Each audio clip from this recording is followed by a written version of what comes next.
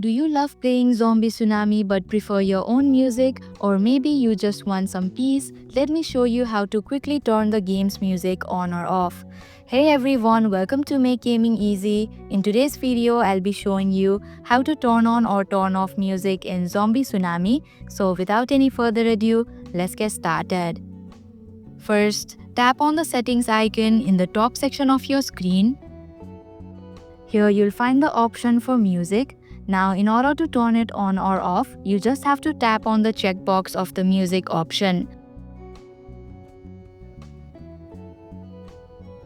Once you've adjusted the music setting to your liking, simply close the settings menu or go back to the main screen. Your changes will be saved automatically. And that's it. Now you know how to easily control the music in Zombie Tsunami. Thanks for watching Make Gaming Easy. If you like this video, hit the like button and drop a comment down if you have any questions or feedback. And if you're new, subscribe and stay updated for the future videos.